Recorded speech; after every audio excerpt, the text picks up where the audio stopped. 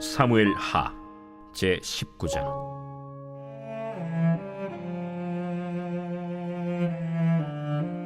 어떤 사람이 요압에게 아뢰되 왕이 압살롬을 위하여 울며 슬퍼하시나이다. 왕이 그 아들을 위하여 슬퍼한다 하니 그날의 백성들에게 들리매 그날의 승리가 모든 백성에게 슬픔이 된지라. 그날의 백성들이 싸움에 쫓겨 부끄러워 도망함같이 가만히 성읍으로 들어가니라. 왕이 그의 얼굴을 가리고 큰 소리로 부르되 내 아들 압살롬아, 압살롬아, 내 아들아, 내 아들아! 요압이 집에 들어가서 왕께 말씀드리되 왕께서 오늘 왕의 생명과 왕의 자녀의 생명과 처첩과 비빈들의 생명을 구원한 모든 부하들의 얼굴을 부끄럽게 하시니 이는 왕께서 미워하는 자는 사랑하시며 사랑하는 자는 미워하시고 오늘 지휘관들과 부하들을 멸시하심을 나타내심이라. 오늘 내가 깨달으니 만일 압살롬이 살고 오늘 우리가 다 죽었다면 왕이 마땅히 여기실 뻔하였나이다. 이제 곧 일어나 나가 왕의 부하들의 마음을 위로하여 말씀하옵소서. 내가 여호와를 두고 맹세하옵나니 왕이 만일 나가지 아니하시면 오늘 밤에 한 사람도 왕과 함께 머물지 아니할지라. 그리하면 그 화가 왕이 젊었을 때부터 지금까지 당하신 모든 화보다 더욱 심하리이다. 왕이 일어나 성문에 앉음에 어떤 사람이 모든 백성에게 말하되 왕이 문에 앉아 계신다. 하니 모든 백성이 왕 앞으로 나아오니라. 이스라엘은 이미 각기 장막으로 도망하였더라. 이스라엘 모든 지파 백성들이 변론하여 이르되 왕이 우리를 원수의 손에서 구원하여 내셨고 또 우리를 블레셋 사람들의 손에서 구원하셨으나 이제 압살롬을 피하여 그 땅에서 나가셨고 우리가 기름을 부어 우리를 다스리게 한 압살롬은 싸움에서 죽었거늘 이제 너희가 어찌하여 왕을 도로 모셔올 일에 잠잠하고 있느냐. 다윗 왕이 사독과 아비아달 두 제사장에게 소식을 전하여 이르되 너희는 유다 장로들에게 말하여 이르기를 왕의 말씀이 온 이스라엘이 왕을 왕궁으로 도로 모셔오자 하는 말이 왕께 들렸거늘 너희는 어찌하여 왕을 궁으로 모시는 일에 나중이 되느냐. 너희는 내 형제여 내 고륙이거늘 너희는 어찌하여 왕을 도로 모셔오는 일에 나중이 되리여 하셨다 하고 너희는 또 아마사에게 이르기를 너는 내 고륙이 아니냐. 내가 요압을 이어서 항상 내 앞에서 지휘관이 되지 아니하면 하나님이 내게 벌 위에 벌을 내리시기를 바라노라 하셨다 하라. 하여 모든 유다 사람들의 마음을 하나같이 기울게 하매 그들이 왕께 전가를 보내어 이르되 당신께서는 모든 부하들과 더불어 돌아오소서. 왕이 돌아와 요단에 이르매 유다 족속이 왕을 맞아 요단을 건너가게 하려고 길갈로 오니라. 할렐루야. 사랑하는 열린문교회 성도 여러분, 지난밤도 주님 주신 은혜와 평강 가운데 단잠 주무셨습니까? 아침을 깨우는 말씀, 목요일 이 아침에 주님께서 저와 여러분에게 주시는 말씀은 사무엘하 19장 1절에서 15절까지의 말씀입니다. 오늘도 주시는 살아계신 하나님의 말씀이 저와 여러분의 삶 가운데 선명한 기준이 되어 오늘도 우리에게 허락하신 하루의 삶을 이 기준대로 살아내심으로 하나님께는 영광이요 저와 여러분의 인생 가운데서는 이 성경에서 보장하는 형통한 삶이 펼쳐지는 오늘이 되기를 바랍니다. 오늘의 본문의 제목을 매일 성경의 해설자는 아버지 다윗, 왕 다윗이라는 제목을 붙였는데요. 제가 본문을 읽고 묵상해보니 매일 성경 해설자가 아주 이 본문에 대한 적절한 제목을 붙이지 않았는가라는 생각을 해보게 되었습니다.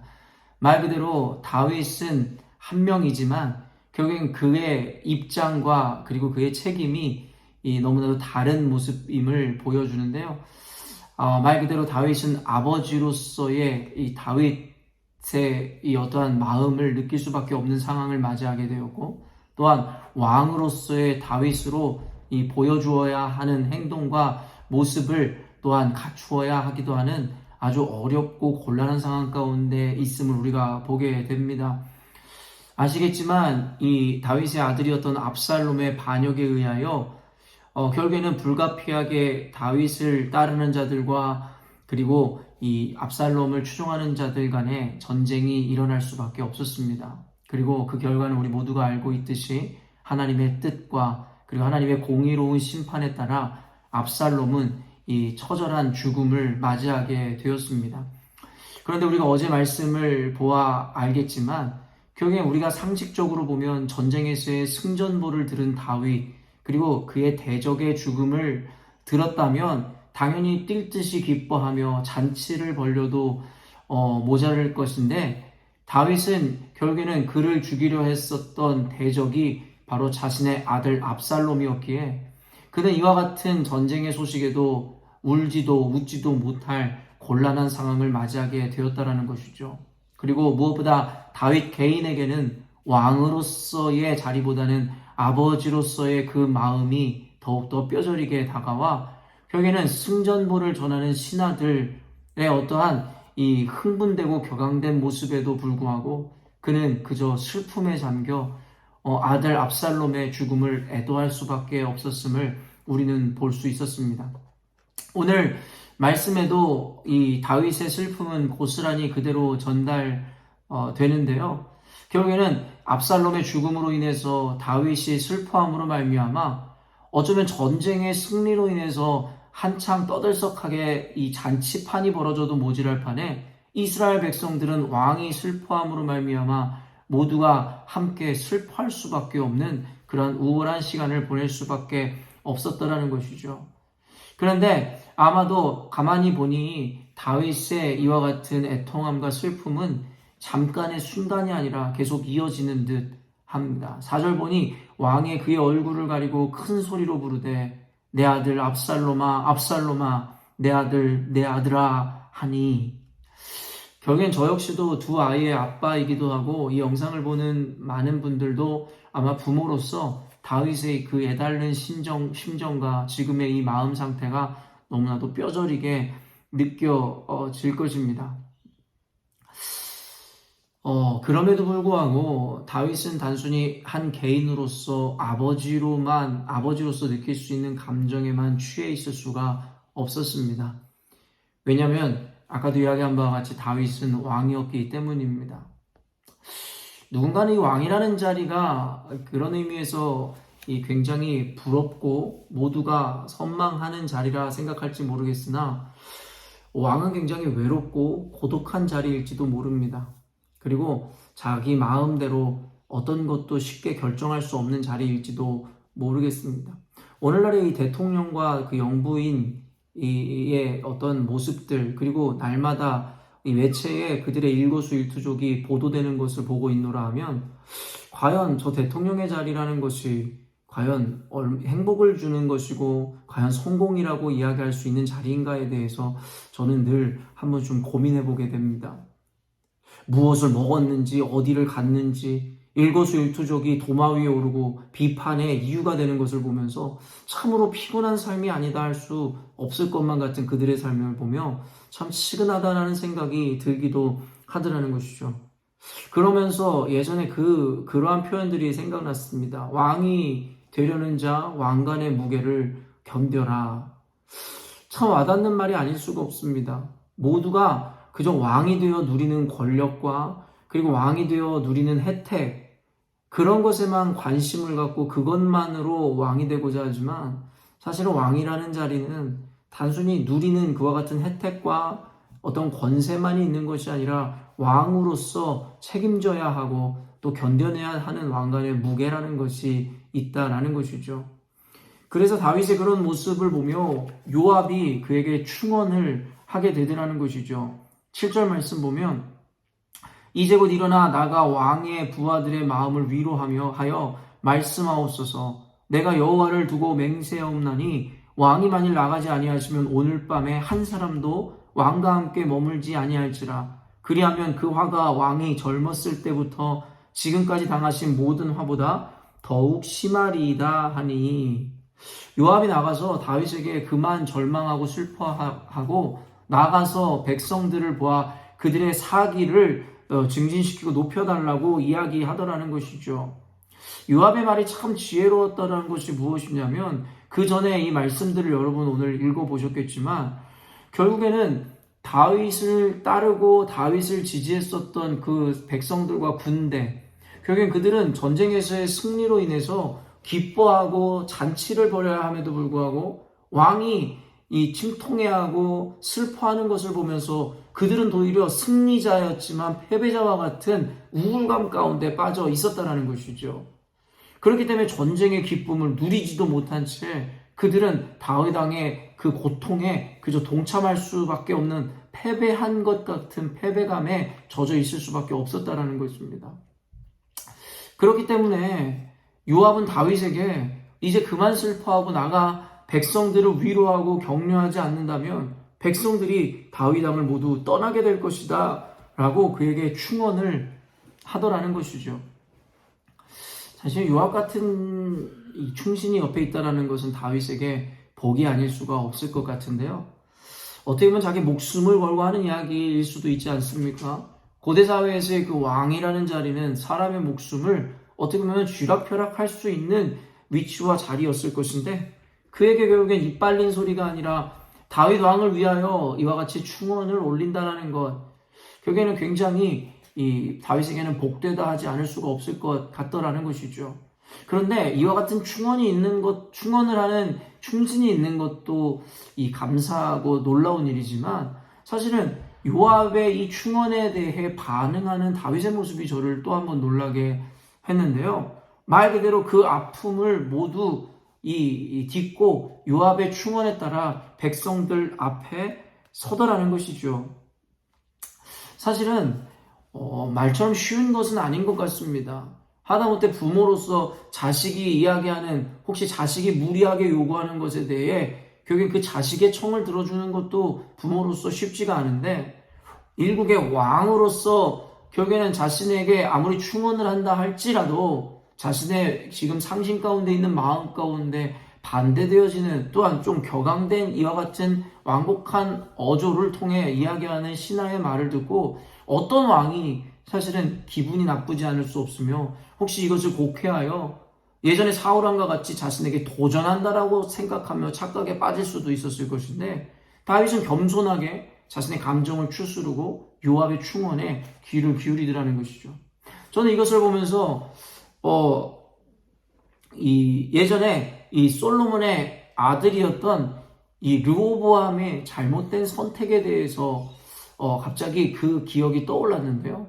여러분도 아시겠지만 이 르호보암은 솔로몬의 아들로서 분열 왕국의 시작의 최초의 남유다의 왕으로 기록되어 있습니다.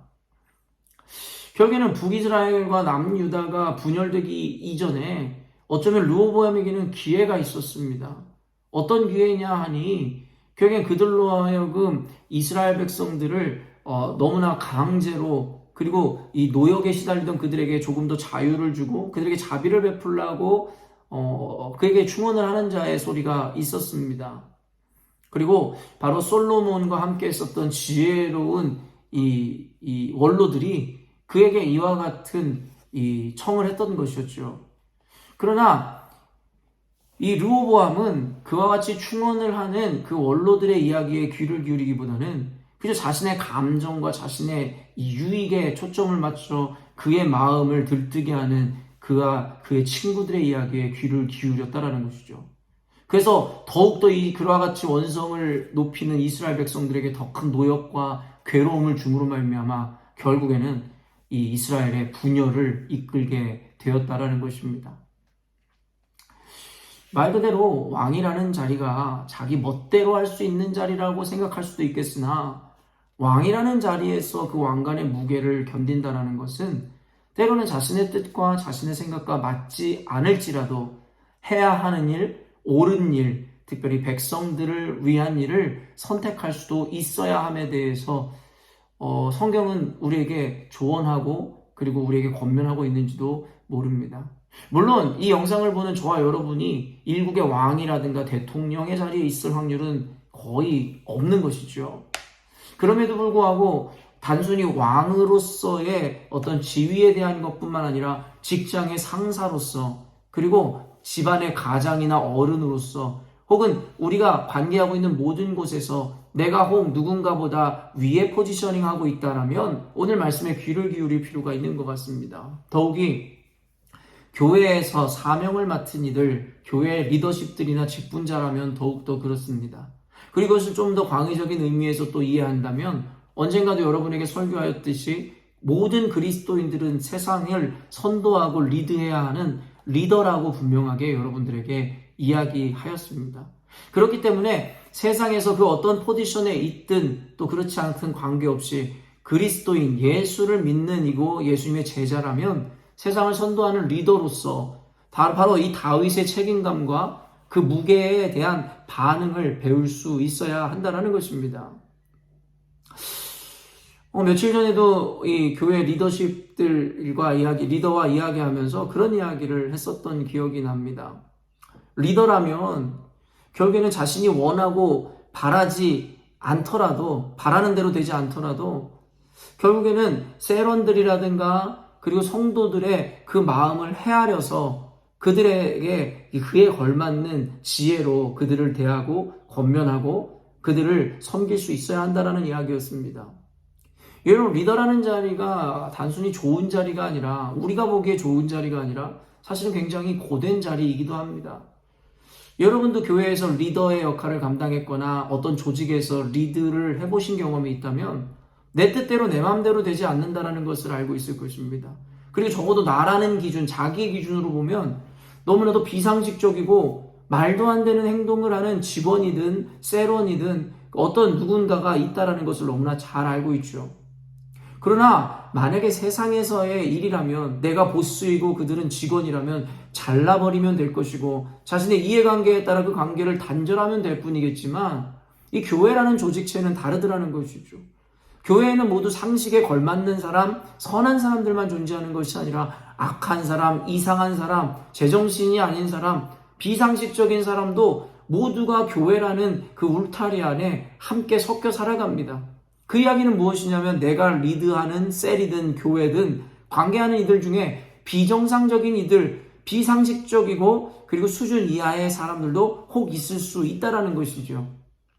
그런데 리더들은 말 그대로 그들 위해 군림해야 되는 존재가 아니라 그들을 섬겨야 하는 존재이니 얼마나 어렵겠냐라는 거예요. 사회적으로 리더라면, 상사라면, 보스라면 이해관계에 의해서 그것을 잘라내고 축출해낼 수도 있겠으나 교회라는 것은 세상의 리더십과는 전혀 다르더라는 것이죠. 그렇기 때문에 내 감정, 그리고 내 생각, 내 기준에 부합되지 않는 세런 내지는 성도들이 있다 할지라도 우리는 이제는 내 감정과 내 마음의 상태를 내려놓고 다윗이 그러한 바와 같이 내 자리가 주는 그 책임감을 받아들므로 말미암아 내 감정을 부정해야 되는 때도 있다는 것입니다. 오늘 다윗이 그렇지 않았습니까? 다른 컨텍스트지만 다윗은 결국 아들을 잃은 마음으로 상심되어지고 슬픔 가운데 잠겨 있는데, 결국에는 그는 왕으로서 보여줘야 되는 태도와 가져야 되는 그 책임으로 인해서 자신의 마음의 상심함을 억누르고 결국에 나아가 백성들 앞에 서는 모습을 보여주더라는 것이죠. 저는 오늘날 교회를 섬기고 세상을 섬기는 리더로 부름받은 저와 여러분들이 갖추어야 하는 태도라는 것입니다. 내 감정과 내 상식과 내 연민에 묶여있는 것이 아니라 하나님께서 나를 세우신 그 자리, 그 책임감에 대한 부담감과 사명감으로 내 감정, 내 생각, 내 마음의 선호와는 다를지라도 나를 억누르고 때로는 성도 앞에, 세런들 앞에 그들을 서서 섬겨야 하는 그 자리로 나아가는 것.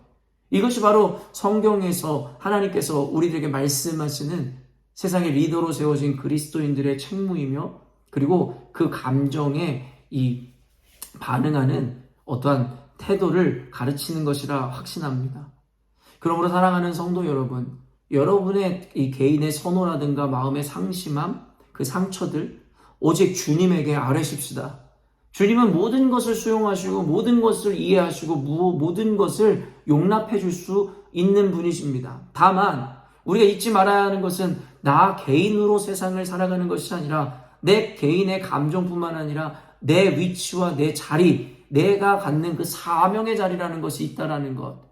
그것은 내 감정과 때로는 내 마음 상태를 억누르고 때로는 그 자리, 그 사명이 주는 것에 따라 나의 마음가짐과 태도를 새롭게 함으로 나아가야 함도 여러분이 견지하시고 인식하실 수 있었으면 좋겠습니다. 혹시 신앙생활하면서 내 감정과 내 생각과 내가 생각하는 옳음이라는 것에 묶이고 젖어서 내 멋대로 신앙생활 하신 분들이 있으셨다면, 내 멋대로 리더의 역할을 감당했던 분들이 있다면 이 영상을 통해서 다시금 다윗의 모습을 통해 배우시는 시간이 되었으면 좋겠습니다. 우리의 감정을 무시해서가 아니라 나를 그 귀한 자리로, 리더자의 자리로 부르시고 이끌어주신 그 주님 앞에 그 고귀한 사명을 감당하기 위해서 내 스스로의 감정과 나의 선호를 억누르고 영혼을 섬기고 그리고 내게 맡겨주신 사명을 감당하는 모습, 그것이야말로 주님께서 오늘 저와 여러분들에게 요청하시는, 하나님의 사람들에게 주시는 하나님의 권면이고 요구라 생각되어집니다. 오늘도 이 말씀을 통해 여러분이 있는 그 자리, 여러분 위치를 한번 잘 생각해 보시고, 또한 말씀과 더불어 여러분의 삶에 대한 묵상이 이루어짐으로 적절한 대응과 지혜로운 섬김을 베풀어 주시는 오늘 하루가 되었으면 좋겠습니다. 함께 기도하겠습니다. 사랑하는 하나님, 감사합니다. 오늘도 다윗의 모습을 통하여 아버지로서의 다윗의 그 마음이 있었지만 그와 동시에 왕으로서의 다윗의 삶을 살아야만 했던 그의 아버지 하나님 비애를 보게 되니 하나님, 공감이 되지 않을 수가 없습니다.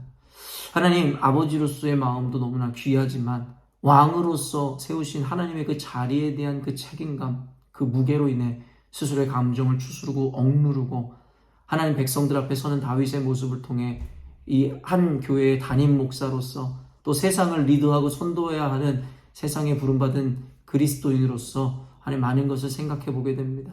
이 영상을 보는 우리 열린문교회 성도들로 하여금 모두가 다윗의 모습을 본받아 자신의 감정을 억누르고 내 선호를 억누르고 내 상식을 내려두고 때로는 하나님께서 맡기신 그 자리와 그 사명을 위하여 내 마음을 과감하게 포기하고 내려놓을 수 있는 그와 같은 믿음과 담력과 용기가 주어지게 하여 주옵소서. 그때 주님께서 우리 사랑하는 열린문교회 성도들을 통해 놀라운 일을 행하실 것이고 우리 열린문교회뿐만 아니라 더 나아가 그들이 밟고 살아가는 세상 가운데 선한 영향력을 주님께서 끼쳐 허락하실 줄로 믿습니다. 오늘 말씀을 통해 깊이 깨닫게 하시고 그 말씀에 순종하여 살아내는 우리 열린문교회 성도들 되게 하여 주옵소서. 감사드리며 예수님의 이름으로 기도합니다. 아멘. 사랑하는 열린문교회 성도 여러분, 오늘도 주님께서 허락하시는 가장 복되고 귀한 하루를 우리가 맞이하게 되었습니다. 오늘도 말씀을 의지함으로 다윗을 통해 주시는 인사이트 그리고 그 은혜와 지혜들을 여러분의 것으로 만들어내심으로 오늘 하루의 삶 가운데 여러분이 마주하는 모든 상황 가운데 하나님의 지혜로운 판단과 선택과 결정을 내리시는 저와 여러분이 되었으면 좋겠습니다. 아침을 깨우는 말씀은 내일 아침에 또 만나도록 하겠습니다.